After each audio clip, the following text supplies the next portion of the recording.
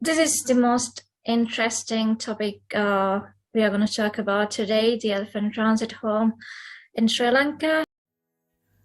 Elephant Transit Home in Sri Lanka is a rehabilitation center for baby elephants who have lost their mothers. The orphaned baby elephants in there are fed, given necessary medical treatments, and raised until they are old enough to be released back to the wild and fit enough to survive on their own. More than 156 elephants have been released back to the wild since 1995, when the center was first established.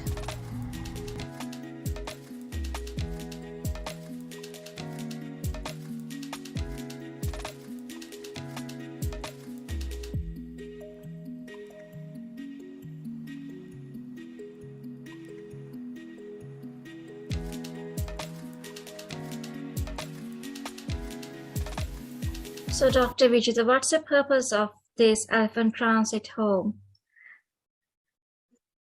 Oh, yes. If you find that these pictures, actually, the videos, Okay. this is only things you can see from as outsider, what is happening there. You can see time to time the baby elephants are emerging from the wild and coming for milk. So this is happening 7 times of the day. And so if you go to the baby elephants, they need milk from their mother. Yeah. So when we so just to give that milk, we bring the animals. Animals are coming for milk for every 3 hours, and in the night every 4 hours. So that's the usual things we can see. That's outside when they come to the elephant transit home. But elephant transit home, the place when we are talking, it was established for rehabilitating of orphan baby elephants who are found from the wild. So in the earlier, before we started this in 1995, before that, when we found baby elephants who are orphan in the wild and there are nobody to care them, so what we used as we gave them to temples and the people who are rich enough to maintain the elephants like that way. But majority of them, almost all of them, are died on the way because it is not easy to manage the baby elephants who have lost their mothers and who are suffering from many sickness and health hazards. So later, the Sri Lanka, we started a place, elephant orphanage in Pinnola. Yeah. In that place, that sometime period, we bring the animals there. So their survival rate has increased in that place, and they nourished there. And time being, their numbers increased. We started in 1975, and when we going up, when the animal become more old and they started breeding, so the Pinnola Elephant Orphanage, it become the most successful breeding center for the Asian elephants, and they breed very well. But there was no program what to do with these elephants there. So initially, we only think about the survival of the animals and to help them. But after they get survived, what to do and like that things. And so when we see the conservation things, it was very good ex situ conservation center. But later we found that these animals belong to the wild, and the numbers in the wild are declining, so they have to go back to the wild. So that's the most ethical and welfare treatment for these elephants. So our Department of Wildlife Conservation decided that in 1995, actually the concept bring by the Dr. Nandanatapattu, the former veterinarian in our department, who suggested that we have to rehabilitate them and send them back to the wild. So at that time, actually, that was not very popular idea because nobody has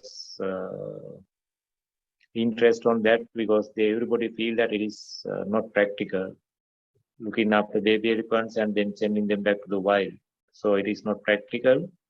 But Dr. Atapattu, who made a lot of dedication for that idea and who who did that. He established the elephant transit home in 1995. So at that time period in the world, this experience was only happening in Africa, in the Nairobi, that Celtic Center. There they kept their baby elephants and start this program. But the data was very lack of their success and everything at that time period. So nobody has believe that this may get success. But we progressed from 1995, and the most critical time come in 1998 because we wanted to release them back to wild. So all the program is based on this success of this releasing them back to wild. So we put the radio collars for them and we release them back to the Udolo National Park, among the other, where the many animals are living. So we had 3-4 assumptions: they can survive well, and wild elephants are not harming them, and these elephants who are living with the people who are never come back to, not happy to come back to human settlements like that way. There are a lot of our expectations. So, and the people who have negative thinking things, they think that they will come back and they may get trouble with the wild elephants and they may not be able to survive. Yeah. So therefore, it is a very critical point of this program. And we released 4 animals at the first instance with the collars, and then 2 days we found that they are doing very well because the wild elephant, they never did any harm for them. Oh. And same time they did try to come back to human settlements, and they eat well, and they think they join with the wild groups, and they have some interaction with bulls and other elephants. So therefore, they show the success, and long-term monitoring shows that they can survive and they can do very well. And then the place has established nicely, so everybody feel that we can do this. And so that's how our place started in 1995, and that the story begins from that point as a successful rehabilitation program. Yeah, so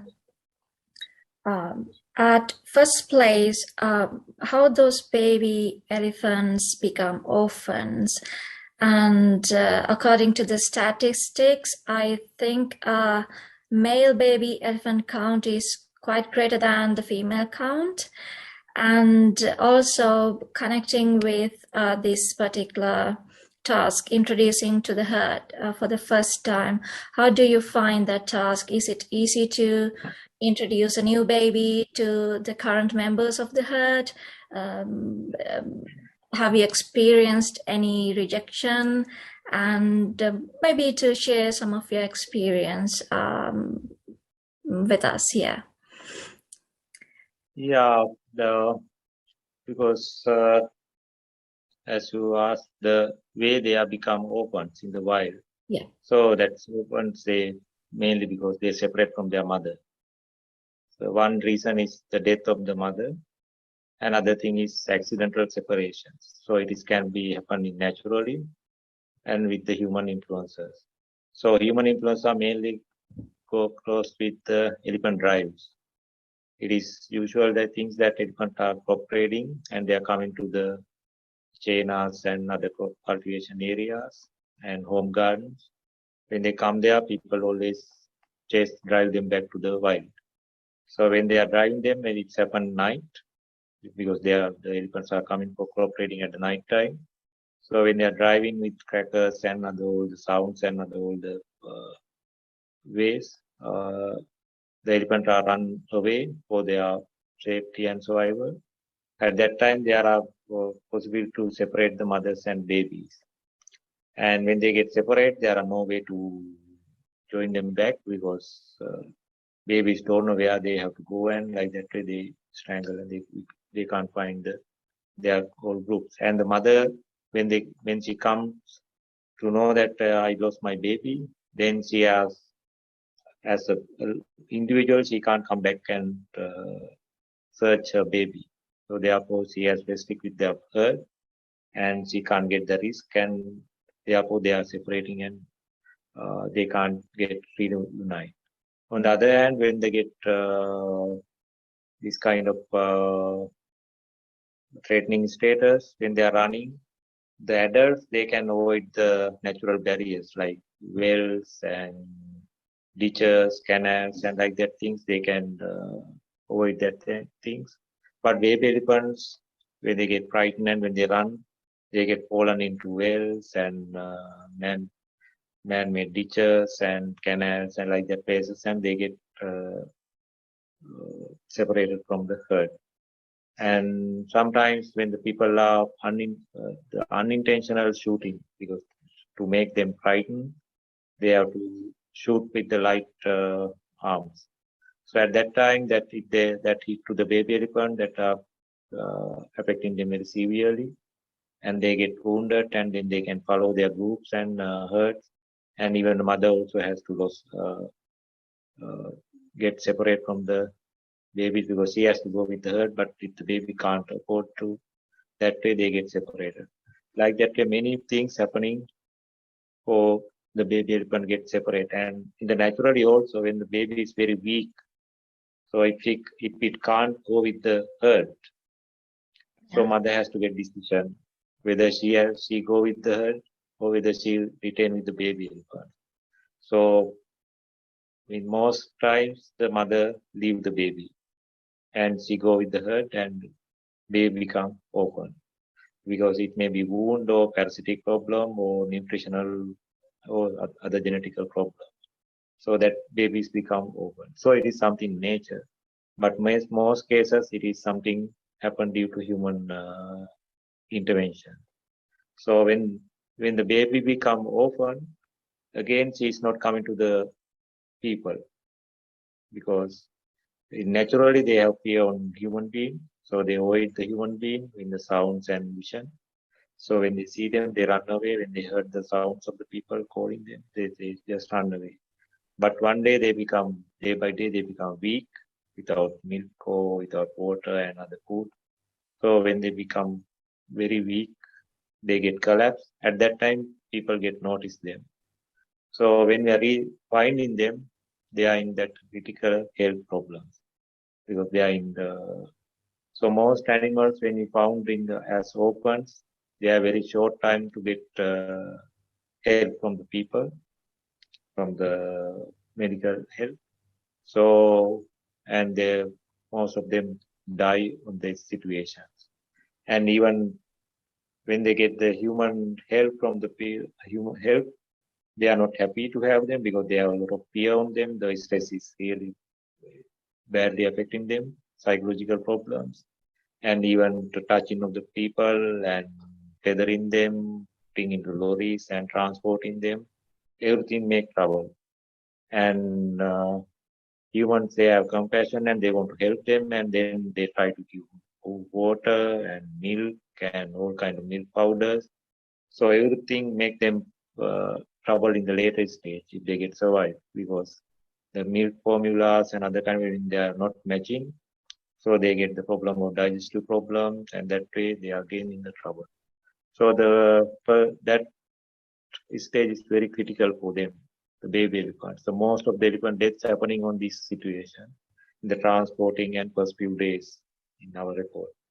So when they come to elephant transit home, and even not elephant transit, even our other wildlife centers in the wildlife health centers in the country, so they get the intensive treatment in the first few days for their survival, and they have to provide all kind of medical help and psychological wellness. So that's how they become open and they experience the separation from their herd and mother. And like that kind of animals are coming to the elephant transit home. So they have a lot of physical problems and psychological problems when they are reaching there. So we have to manage them very well, and we have to follow the quarantine procedure because the wild baby, we don't know which kind of parasites it is bringing there, which kind of disease bringing there. So we have to keep them a little bit isolation for a few days, and even it has to be health stable and everything getting normal. Then we do the introduction of them to our group in the elephant transit home. So as you said, it is something unique for them and very special experience for them. So according to nature of the elephants, they are very peaceful. They are always not troubling to the new introductions. And especially the females. In the nature, they have the instinct of caring of the little ones. So our baby elephants are not very old. The adult females are around 3, 4, 5, 6 years old. So these baby females are very special instinct behavior to looking up the newcomers. So when they come little baby elephants, everybody is very happy and want to help it, and it is a big comfort for newcomers because they need get a very good faith and again the love and all kind of things from the adult female. So therefore, when we introduce little ones, it is very easy. But if you introduce the open baby, it's about 2, 3, 4 years old, it is in trouble, especially if it is male. So when you introduce male, the all others, they want to make their hierarchical levels are there. So they want to keep as dominant animals and be a dominant one. So therefore, they want to show that the newcomer to show that we are strong. So they sometimes attack them and like that. But it's a very short time period. With the newcomer accept that I am subordinate, I'm okay, you are the boss, then all the problems settle and then they know the hierarchical states and it's happening there. If the newcomer is not happy to accept that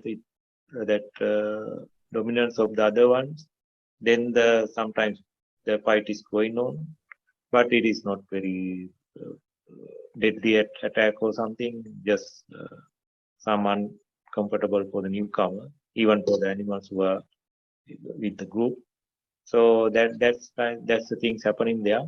So after settling there, they are very peaceful and everybody know their hierarchical status and things happening as a wild group.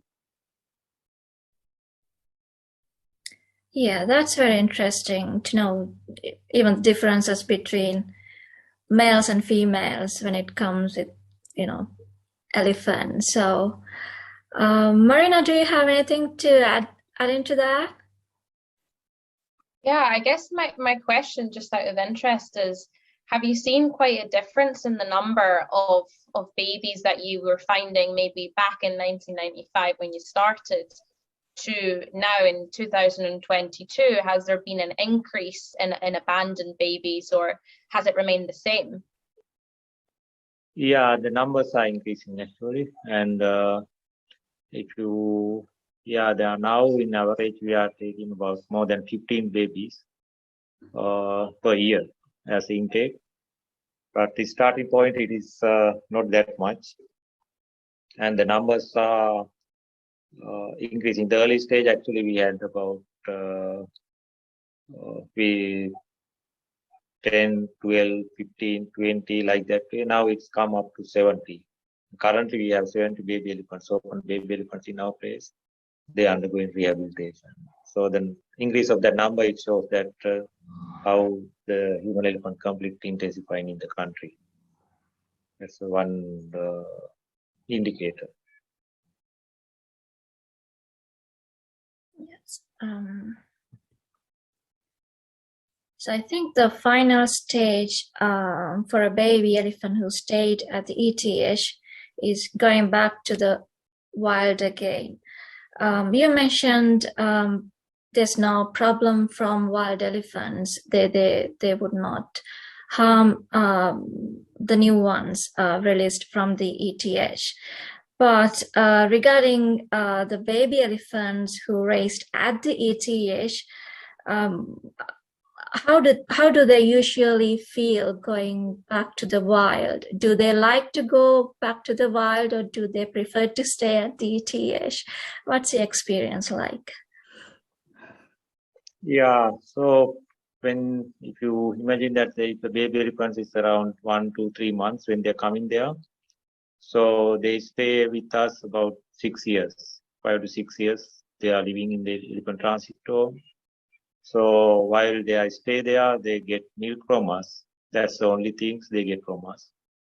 And all other things they have to find from the nature. So they have grasslands, they have forest areas for branches, and they have limited water. All the time they can have bath to water.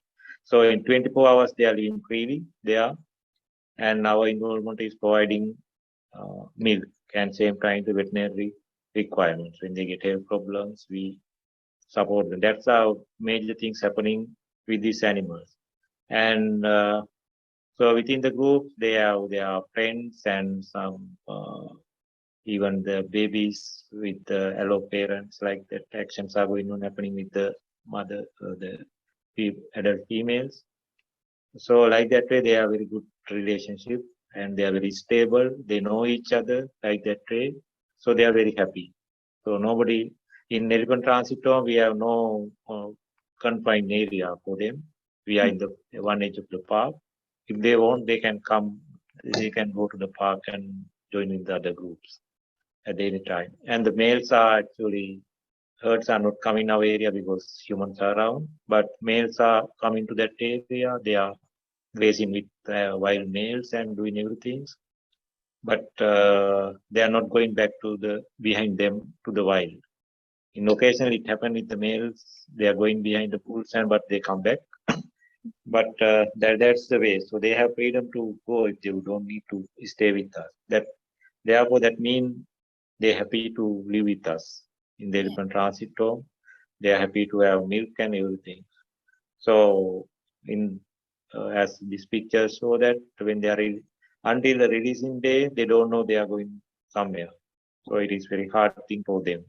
Yeah. Because we do the hard release of these elephants. The day when they come for milk, we injecting them and we sedate them, and then we loaded them to the lorries and we transport into the destination.